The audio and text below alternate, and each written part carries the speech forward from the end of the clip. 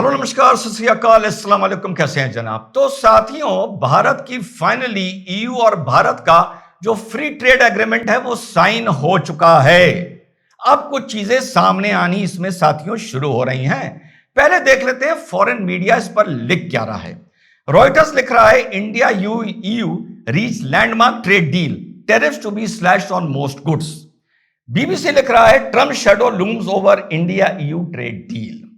European Union portal लिख रहा है EU and India conclude landmark free trade agreement.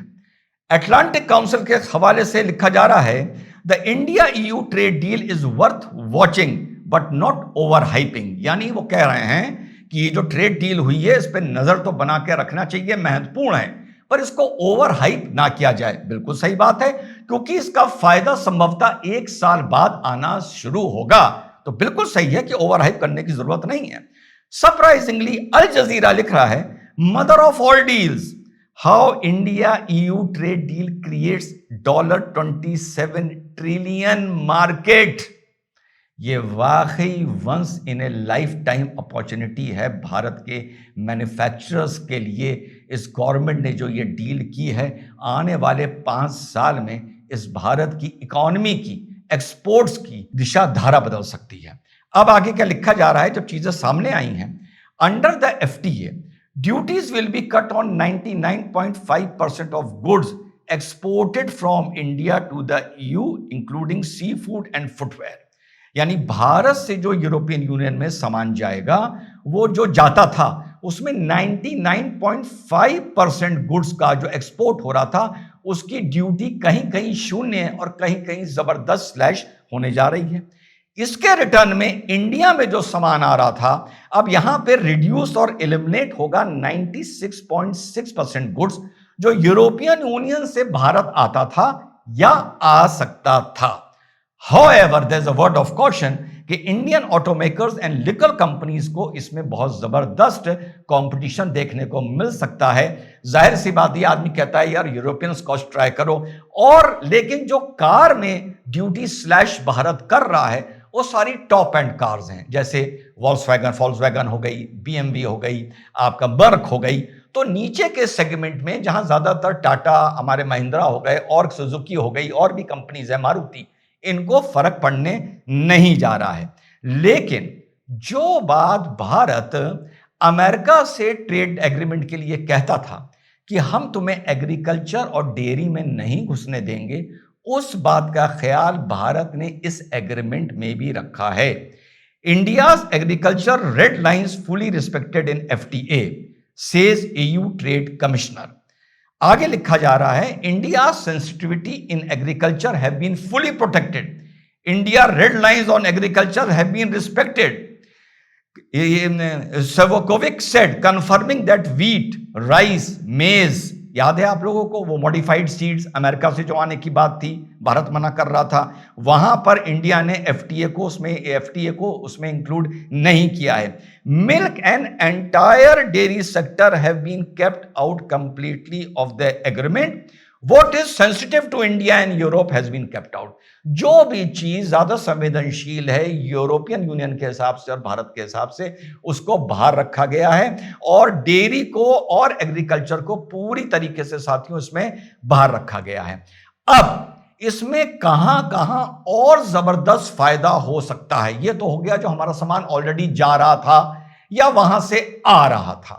अब ये देखते हैं कि क्या क्या और नई चीजें आ सकती हैं जिसमें इजाफा हो सकता है। इसमें 2 चीजों का नाम बड़ा उछल के आ रहा है, 2 प्रोडक्ट्स का।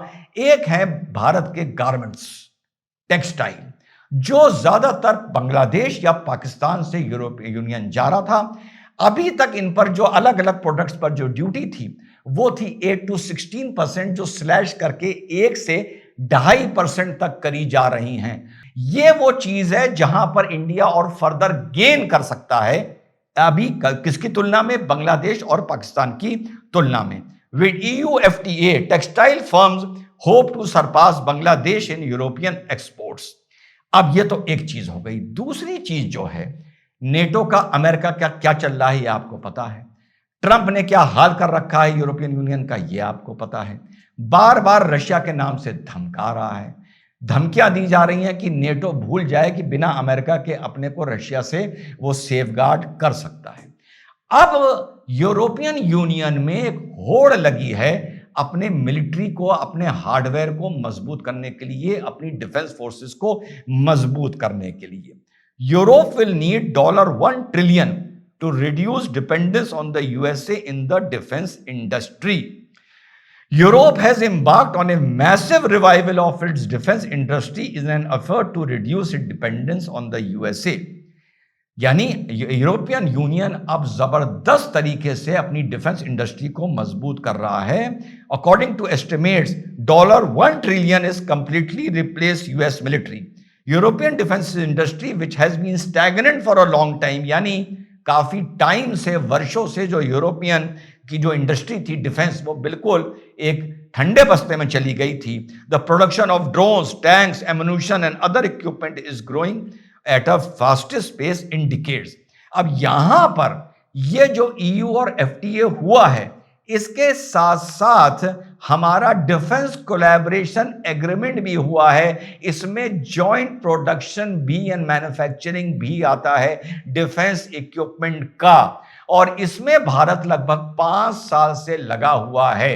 अगर भारत के मैन्युफैक्चरर्स ने, गवर्नमेंट ने या प्राइवेट प्लेयर्स ने ये वाला मार्केट भी टैप कर लिया यूरोपियन यूनियंस के जॉइंट प्रोडक्शन का या यहीं से 100% इंडिजीनियस प्रोडक्ट्स का, वो भारत की सुरक्षा के लिए भी बहुत महत्वपूर्ण होगा और आर्थिक नजरिए से भी बहुत ही ज्यादा महत्वपूर्ण होगा। तो ये बातें अभी सामने आनी शुरू हुई हैं। कल कुछ लोग पूछ रहे थे 3-4 महीने अभी इसमें और लगेंगे फाइनल इसकी इंटीग्रिटीज सेट होने में। उसके बाद नेक्स्ट फाइनेंशियल ईयर से आके लगभग 11 महीने बाद साथियों ये इंप्लीमेंट होना शुरू होगा।